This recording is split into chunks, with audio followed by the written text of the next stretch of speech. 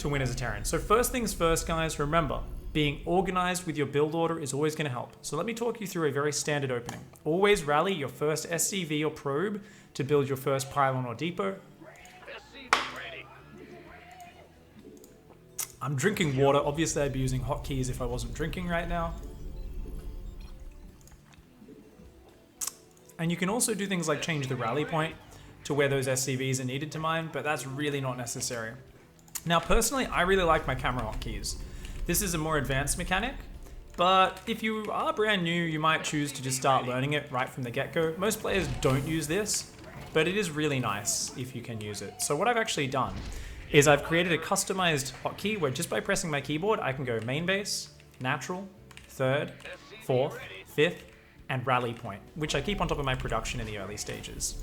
So that's kind of cool. And that probably boosted my APM using that, but that's all right. So I lower my depot nice and early, make sure my units can move around. I'm constantly building SCVs. Let's put guys on gas as soon as that finishes. And here's a bit of planning ahead. If you know your opening, you start to efficiently make things better and better. So check this out. This SCV, I know, can mine minerals and move there just using shift. And that means it'll get there right as I have 400 minerals to build the command center. So the barracks finishes, we build a Reaper and an orbital command center. Now, Reaper's quite a high micro unit, so a lot of beginning players, I recommend they just go like reactor. Oh, whoops, I misplaced that command center. That was really uncoordinated of me. That's funny. And we're going to be doing the very typical 2 barracks play. So we're going to be building a second barracks. This is the 2-1-1. This is more of an intermediate build. It's not my beginner opening. And we're going to go reactor right after that Reaper pops out. The Reaper, I've already control grouped it. Always compulsively control grouping units. And keep an eye on my control groups down here. You can see I don't actually use these numbers. You can use whatever numbers you want, but the important thing is how I constantly put guys on those control groups. I've already hotkeyed this and rallied it there. I've taken a second gas and a factory after that second barracks. And this is where we don't want to be using too much APM, because we don't have APM. So we're just going to sit that Reaper at the third base. We say, oh, there's creep spread. He's expanded. I know I'm fine. We build a tech lab on that second barracks. Now here's something. Notice I've got idle SCVs. This is bad. I should have given these SCVs commands, shift commands, to go back to mining after building their structures. So lazy habit from me, guys. It's wasting a ton of APM right now. Now let's fix that misplaced command center. We'll tell that to adjust. And let's make it into an orbital straight away. Making orbitals one of the most important things. Now we saw him moving out. He killed my Reaper.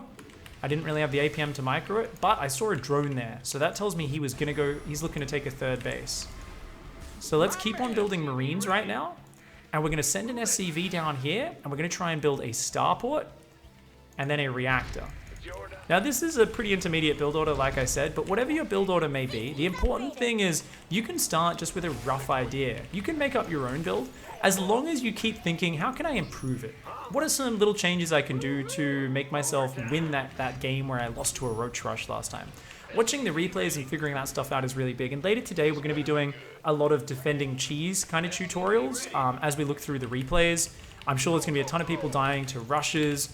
And if there isn't, I'll make sure I get people to rush me, and I talk you guys through kind of analyzing your losses after you lose to a rush and exactly how to deal with that. Now, constantly queuing up SCVs, queuing up units, queuing up depots. This is what we call the macro cycle. Now, for Terran and Zerg, this is incredibly important. Let's take a third gas.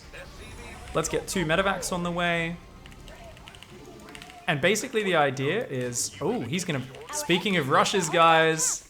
So what I've just done there is something very advanced, which is just mineral walking all of my units. And I've just done a bit of micro. And I'll walk you through exactly what I did there.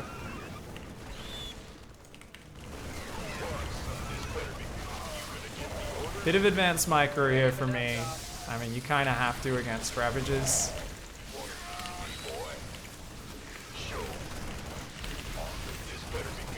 I'll walk you through exactly all that micro in a sec. This is where my instincts take over, and I play way over 100 APM. So this is something which is very hard for me to do a demonstration because I'm like, oh, I know exactly what to do. Bam, bam, bam. That one's been in for years. So I've just dealt with a big rush. We're just going to stim. We did a little bit of stutter step micro there, but I think we're pretty much game over now. We should have won this game. We have a cyclone. So how do we fix ourselves after a rush? We go back to the macro cycle. Build SCVs, so queue up 2 SCVs per command center. I queue up Marines and fighting units, medevacs, and then I queue up more depots, which I'd already queued up because I needed to rebuild my wall there. Now, that's the first thing you always focus on. In between those cycles, I can add upgrades. I can build different structures. I can say, let's build some more barracks. And then I go, oh, time for another macro cycle. Queue up SCVs, drop mules, queue up units, so tanks, medevacs, marines, and then queue up more depots. If you do this every 25-30 seconds, you make sure you're organizing all your macro into one tight organized cycle, and that allows you to spend your money really well.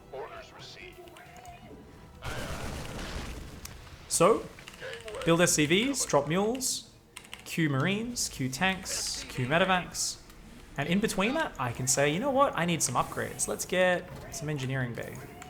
Let's send an SCV out to take a third. Oh my gosh, so I've just run into my enemy here. He's trying to fight me. Now, I felt confident pushing out because he attacked me and I defended it without losing many units. So that's why I felt really confident. Gonna add some reactors and, oh, he's on the map. So we're gonna do stutter step micro, move, A move, move, A move, move, A move, move, A move. And now just attack move. And I'm gonna say, I don't think you have any defense. I don't think I can do any more micro. Let's go home and macro. And this is one of the hardest things for new players to do. Build SCVs and mules, queue up units, queue up other stuff. Let's build that third command center. And only now look back at my army. Another way to do that would have been even smarter, would have been to say, you know what, rather than attack there, if I wasn't confident, if I had less experience, I would have left my units there. I wouldn't have gone in for the attack. And I would have said, let's pause, hold off on the attack, let's queue up extra macro. Because I know I'm about to have to focus on staring at my units for a long time. So let's queue up units, let's build more depots, you know, do all of those extra tasks. And then because you've just cleared up a full macro cycle, it gives you more APM to focus on your engagements and your micro. So now I can afford to go and do all this fancy stuff. I can go bam, bam, bam, I can do cool micro, I can do whatever I want here. Now, obviously, all of this is inflating my APM a lot. And that's naturally something you're going to be doing as a Terran player, is having a little bit higher APM than you might as the other races. And we pushed in there, and we actually got held, and we go, oh, maybe that wasn't the best push. Maybe we should have waited for this giant army to get out over on the map. Now, as your natural expansion gets fully saturated, you do want to make sure you're always rallying units over to your newest base. So you're always grabbing your command center hotkey, rallying it to your third, and every now and then you need to go home and you need to check. Wait a second, oh, I forgot to set rally points on these barracks, so these guys are just chilling in my main. All right, let's push across and let's try and finish him now. And because he went for a very aggressive attack and he didn't really have the normal like banelings or splash damage you'd face off against, we didn't really get to show you guys the more common style of attacking in TVZ. So I'm gonna run you through what is a more common way of setting up an attack. So what we're going to do is whenever you move out as Terran, you should always scan ahead to see what you're moving into and see that it's safe to move forward, especially if you're using things like siege tanks and liberators. So normally what you'd do here is you'd start sieging your tanks. And this is where shift comes in really handy. So you can go shift siege, so right click shift siege. So just using the shift command, I'm not even controlling it, it will move to that point and then siege up. And then, because your opponent often has things like splash damage, banelings, fungal growth, you don't want to actually just shove your units in a ball. That's the #1 mistake people make, is they just go, let's attack, and all their marines move up and they get killed. Because marines are very high damage, but they're fragile and sensitive, this is what we call a pre-spread, and this is the #1 way you push as a Terran player. Now, your aim is to set up a really good spread, a sort of siege location, and then use shift to leapfrog. So I select a siege tank, I go unsiege, right-click, siege, all while holding shift down. Unsiege, right-click, siege, all while holding shift down. So I'm queuing up commands to leapfrog those tanks forward. And that's the biggest part, which allows me, you see the banelings are coming in, big splash damage. If I was clumped up, they would have destroyed my Marines. But because my Marines are all spread out, I don't even need to micro them. All I did was do stim. I haven't done any micro, hands off the mouse. And that's important because a lot of players, they set up their army so that they always need to be watching it. And then whenever they make a little mistake, they always get punished really hard because their units aren't there. Now, obviously, I'm focusing on explaining this whole process and why it doesn't take a lot of APM. But I'm floating 4K minerals because normally you'd set up your units and then you'd look away. You'd go macro, you'd build more depots, you'd take more expansions, right? So the aim of these sort of pre-split and let's not have to micro constantly setups is that you don't actually want... Oh, so once again, we'll do some fancy splitting micro here. But you don't actually want to be staring at your army the whole time. And doing things like those pre-split siege pushes allows you to set up your army in an area where it's going to perform even if you're not watching. And then you can go home, add more buildings, add more macro, take more bases. The number one problem I see from Terran players is they always group their whole army in a ball and they just move it forward. And the enemy comes in at them, they go, oh shit! And they panic and everything dies. So what you've got to remember is you're not Beyond. You're not a world champion player. So if you're a Terran player and you like playing with Marines, it is all about the pre-split. It's all about just set your units up, kind of have them pre-spread, and then keep spending your money back home. So I think that one would be closer to 150 APM that game. There was a bit of micro. I'm also going to show you guys how I held off that rush and what was really important with my reaction there. So let's check the performance tab. It was still pretty close. 116 APM, guys. So I still was eliminating most of the spam. And a lot of that was just queuing up SCVs and Marines, which isn't something which takes a crazy amount of skill. It's just you tapping your commands and hotkey, queue up SCVs.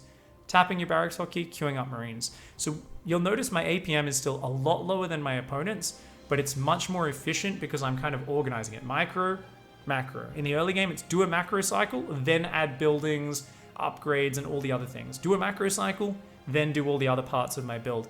So let's watch that replay really quickly. And I want to talk about defending that rush. Because this is something a lot of people struggle with.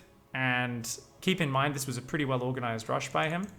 But I'll show you guys exactly what I did there that can help you out. Champion says, but if I pre-split, how do I end up attacking? Because I can't move forward with 3 Marines, can I? Absolutely you can, Champion, but all you need to do is just move those siege tanks forward. So we explained how to leapfrog your tanks there, right? Once you get a single siege tank in range of their building, your opponent's units are automatically going to start getting, they're going to start getting aggroed into the battle. They're going to start attacking you really early. So it's important for you to pay. Oh, he actually faked his third, guys. Remember, I saw the drone, so I thought he was going for a third, and he faked me out, and he was going for this sneaky Roach Zergling attack. Nice plays. But yeah, if you just set up your push, they have to attack into you eventually. And you can simply grab 5 or 6 Marines, stim them forward at the front of your push, and just start shooting. When they run forward, your Marines run back, and that way you pull them into your siege tank fire. So unless you're like, I need to force him to engage right now, I'm all in, oh my god. Having the pre-split is always a lot better. It's about having a pre-spread and slowly moving that pre-spread forward. By leapfrogging the siege tanks, slowly moving the Marines forward. Now, this is a situation which you usually want to avoid. Now, it's kind of hard against a Zerg player who's got good map control, but let's go back and talk a little bit about how I could have been a bit better with my scouting. So first things first, if you die to an all-in, I know I held it, but I'm still going to go back and talk about what about if you die to an all-in? What can you do better? Well, in this game, there was something very simple, which was my Reaper was sitting at the 3rd base, but I don't have the APM to watch my Reaper, so he just died to some Zerglings. A simple adjustment that I can make here, which is going to help out my play, is to say, in future, let's hide that Reaper up here, somewhere where he won't find it. And when I've got the APM, maybe, let's say at 3 minutes 30. At 3 minutes 30, I can run in with that Reaper from this angle. And let's see, would anything have stopped me? I would have seen, ooh, no 3rd base. And then I would have kept running in. And I might have even got in here and seen... I probably would have come down here and seen roaches. And I would have gone, oh, there's roaches coming. And I could have built a bunker. Now, if I wasn't such an advanced player with so much experience, I might also choose to simply have... You want the APM tab? Why do you want the APM tab? Yeah, so I'm at 75 APM at this point. So I very well could have chosen to just have a bunker by default because that makes me feel safer. Personally, if I were to do that, I would have had the bunker over here near the ramp. Because if it's down there, it can very easily get surrounded and killed. But nonetheless, even with the last minute reaction, I remembered to focus on the terrain. So he comes in, and let's watch this from my camera view. And here we go. It's about to hit me. I see him coming in, and I go, oh my god. And what do, guys? The first thing I do is I pull up my ramp. Because I know if my opponent's committing to a rush, what is the important piece of knowledge that I know? If your opponent ever surprises you with a rush, they have less economy than you. If they've got a big scary number of units and you go, shit, that's a lot of units, remember that that intrinsically means that they have committed to less economy and upgrades than you. Why? Because they've got more army than you. They have to have put that money somewhere. It had to go to army. Why don't you have as big an army? It's because you've been either screwing up really badly and not spending your money. Let's ignore that option. It's because you're actually spending your money on other things. You're evolving your economy. And looking at this game, is that true? 31 SCVs versus 24 drones. And keep in mind, you've got mules as well. So Terran's normally behind in the worker count, even when they're actually even overall in economy.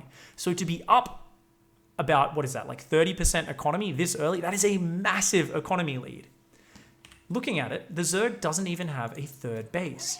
And Zerg really needs a third base just to even have decent production. So he's got next to no mining. He's super kind of all in, needs to try and kill me right now. So I have conditioned myself. Whenever I see an attack that looks scary, I go, get the hell out of there. And rather than focusing on just fighting it immediately, what you should focus on is not dying. So this is what you should always kind of change your mindset. If you feel like, hey, my army's scarier, you go out and fight this. But right now, I've got a few Marines. My stim pack's not quite done. My medevacs have just started. If I go in the open, he's going to jump on me with Zerglings, Ravagers, and kill me. But if I defend this little choke point, your main ramp, one of the most important areas to help you defend against cheesy attacks, that's where I can defend. So let's watch this from my camera. And I do this with camera hotkeys. So what you would normally do is you would move down, you'd box the SCVs, you'd scroll up, and you'd click on the mineral here so that they all mineral walk and run up that ramp and try and escape.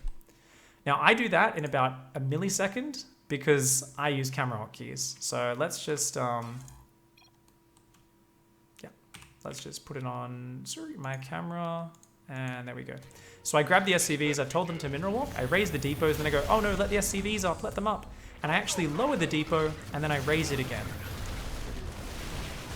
And I could pull more SCVs and try to repair this ramp if I wanted to, but you'll notice here, look at the position. If you fight on top of the ramp, I have a beautiful arc of Marines all firing at once, and he's got to waste most of his damage hitting a single building while he's taking maximum damage output. Half of his units are stuck behind each other.